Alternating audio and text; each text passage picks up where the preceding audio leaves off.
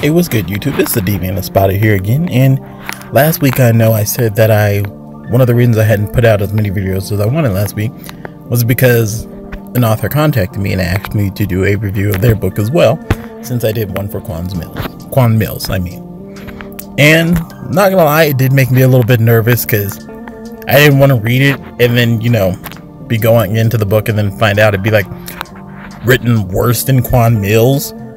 Because then I just would have probably would have had to have banged my head on the thing, and a part of me didn't think about it to have read part of the book beforehand or read like an excerpt before I agreed to do this. And I was like, oh fuck, I really should have done that. Thankfully, it did not work out that way, because I'm not gonna lie, I did not want to be doing this if I thought this book was trash. Which, as much as I can say for the writing style of Quan Mills, I don't like his style sometimes, but I did have to admit that I did think that it was not a bad read.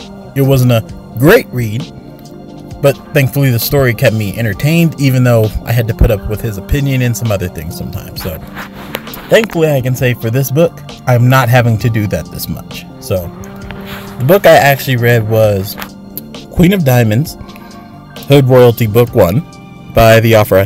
His name was Ty Robinson. He actually reached out to me and asked me to go ahead and review his book, and like I said, thankfully it was a lot better read.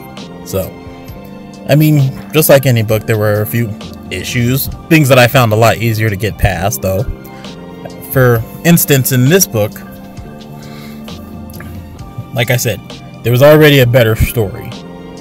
So I don't feel like I need to dwell on that, because to be honest with this one, I'm going to try and keep this review spoiler free, because there were a few people who did tell me after my last one that I should have put spoiler warning or something in there to basically advise that I was going to give away a few things, which I thought I didn't, but we're going to go ahead and try to keep this one as spoiler free as possible. So there is a better story, as I was saying, but unfortunately in the beginning he does give away a key plot point that I thought would have been better saved towards the end of the book, because when it comes to the main character Deandra, her relationship with one of the guys in the book, it kind of just ruins it when you already know how it's going to end and what's going to happen.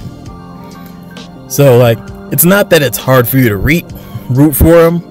Technically the relationship's a little weird, and you'll notice some things about it when you read it. Like I said, I'm trying not to give away plot points, but it is one of those things you'll notice, so it kind of makes it a little weird when you already know how it's going to end. Another thing I actually want to touch on is, unlike the last one I read, which I kind of want to stop comparing these two books, I actually do feel like this one though is actual street literature.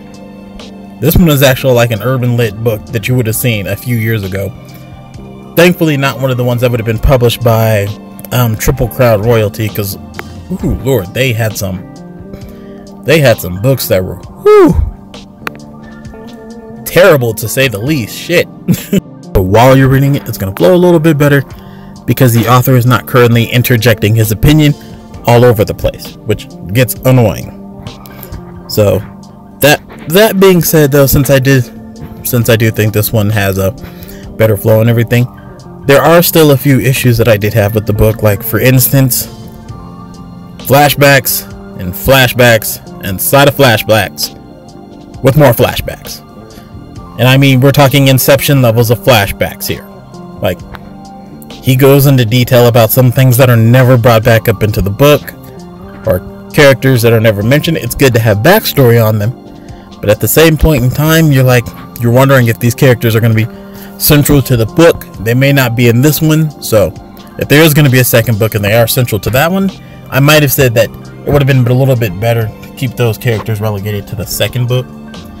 As like when I said, when it comes to the relationship and how it ends with Deandra, I understand that part's a flashback as well, but certain parts in it, they flash back just as much.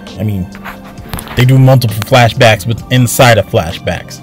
That can kind of make it a little weird when you're reading about it, because you're reading one thing, then he goes into a flashback on that, and then inside of the flashback there's a flashback, and you're honestly just trying to keep up with well, you're not trying to keep up with who, but you're trying to keep up with what's currently going on and how many flashbacks you're currently in. At one point in time, I literally had to go back through the book and say, how many flashbacks deep are we in? And I think we're literally in about 3 or 4. So it's just characters remembering while they're remembering, and then remembering while they're remembering something they were trying to remember.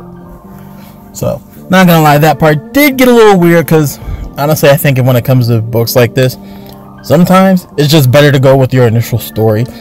If you tell us how it's gonna end, that's fine, but you're kind of taking away from the end of the book.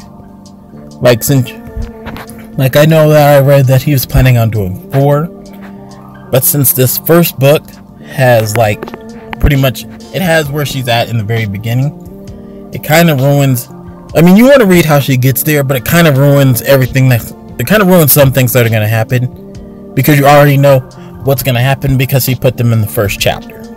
So I can understand that.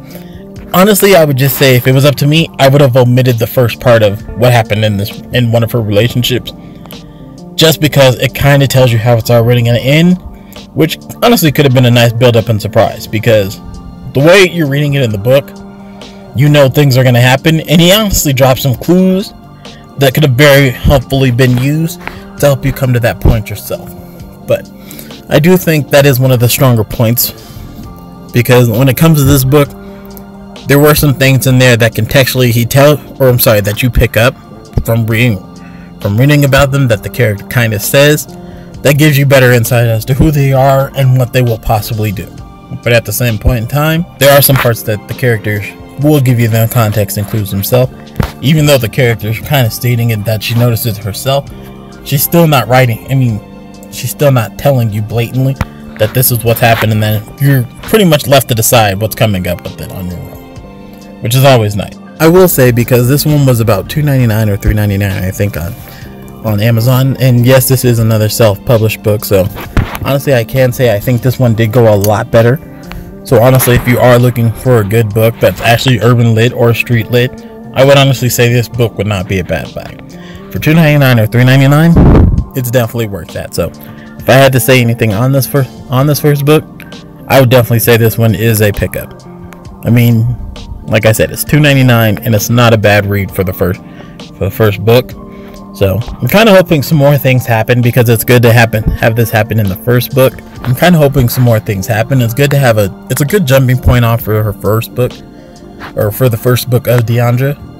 So I'm just hoping a few more things happen, because I can understand that build up with this one, basically establishing who she is and how she works. So now I'm just kind of ready to see exactly what happens and exactly how she gets there. So for this book, I can honestly say this one would be a buy. If I had to give it a rating, I'd probably give it about a 7 or 8 out of 10. Just because I do actually, like I said, I do like the story. I think it's actually street lit. I do like the relationship that the daughter had with the daughter had with her father. I did think that was a better jumping off point. Like I said, there were a few issues, like I said, flashbacks inside of flashbacks. I didn't understand the relationship that she had with the mom at first. I can understand certain things afterwards. I just don't think they were built up too very well with the mom. And like I said, just the certain things that happen, because he does kind of write about them beforehand in the very start of the book. It tells you what's going to happen with the relationships afterwards. So those were a few issues, but to be honest, I would say that definitely didn't spoil my opinion or ruin anything about the book. It was still an enjoyable read. Had an easy good time going through it. So for this one, I would say if you're looking for a good urban lit book, good street lit book, $2.99 is a good price. This book will definitely do. It'll get you for a few days. That's exactly what happened with me. Not gonna lie, I did have to read it twice. Not because it was bad, I just had to make sure that I wasn't just overly happy to read something slightly competent. So, I'm gonna stop talking about quantum nils here, I promise. But not gonna lie, I did have to go through it twice. So, even understanding that, it was still a way more enjoyable read than the last one I did. So, I'm definitely gonna go ahead and say, if you are looking for a good book, $2.99, $3, this is a solid read. You'll definitely get some enjoyment out of this one. So I do want to extend another thanks to the author author for obviously giving me the chance to read this book. Had a good time with it. So if anybody else is actually looking for me to read their book or do the same, honestly, I don't mind. I was looking for new stuff to read. So feel free to leave me a comment or say anything else, or send me a message and I'll get it from there. I'll link my Twitter below as well in the description, so if you do want to send me a message that way, or however else you would like to send me a book, I can go ahead and let you know. If you have any other ideas or things you think I should read as well, go ahead and let me know. I love reading books and I don't mind doing these reviews. So alright y'all, I'm gonna go ahead and end this one there. So thanks again and have a good one. Peace.